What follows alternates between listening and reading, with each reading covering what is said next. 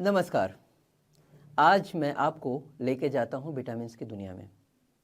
Vitamins के बारे में आज के एपिसोड में हम जानेंगे और हमें तो पता ही है कि विटामिन्स हमारे शरीर के लिए कितने आवश्यक होते हैं। ये बेसिकली दो तरह के होते हैं, एक फैट सॉल्युबल, दूसरा water soluble. Fat soluble vitamins वो होते हैं जो शरीर के अंदर संग्रहित होते हैं और ज़रूरत पड़ने पर इस्तेमाल किए जाते हैं। इनमें शामिल हैं विटामिन ए, जो हम सबको पता है विजन, इम्यून सिस्टम और रिप्रोडक्शन के लिए बहुत ही ज़्यादा इम्पॉर्टेंट है। ये हार्ट, लंग्स, किडनी और अन्य अंगों को सही से काम करने में मदद करता है। जो बारी है दूसरी विटामिन्स की, वो है विटामिन डी। ये हड्डियों के स्वास्थ्य के लिए बहुत आवश्यक है। यह शरीर को भोजन से कैल्शियम एब्जॉर्ब करने में मदद करता है। तीसरा है विटामिन ई। यह एक एंटीऑक्सीडेंट के रूप में काम करता है, सेल्स को डैमेज होने से बचाता है। ये इम्यून फंक्शन को भी सही करने में रोल अदा करता है।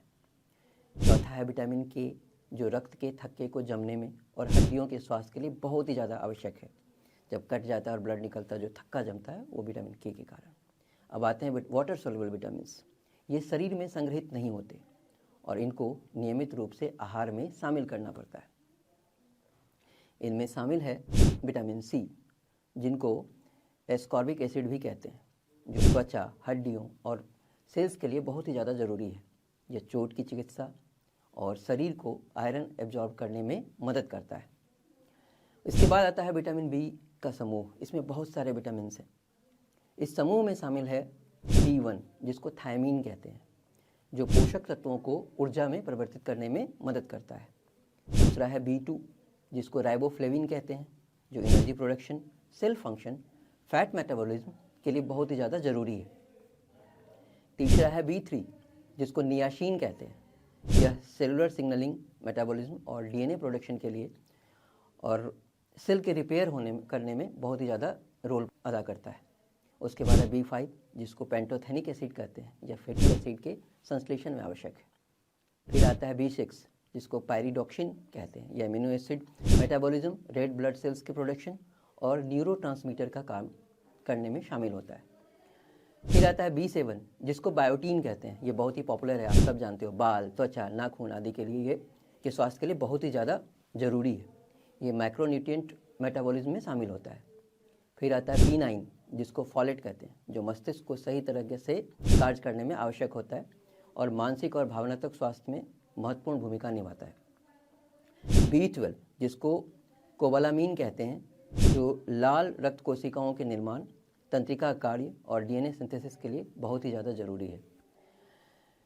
यूँ तो प्रत्येक विटामिन शरीर में अपनी अनूठी भूमिका के लिए जाने जाते हैं और इनमें से किसी भी विटामिन की कमी स्वास्थ्य संबंधी समस्याओं को पैदा कर सकती है। इसलिए संतुलित आहार बनाए रखना बहुत ही ज़्यादा महत्वपूर्ण है, ताकि आपको ये सारे विटामिन्स मिलते रहें।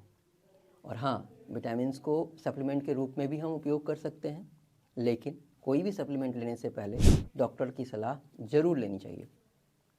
तो आज के एपिसोड में हमने दो तरह के विटामिन्स के बारे में जाना, फैट सॉल्युबल और वाटर सॉल्युबल।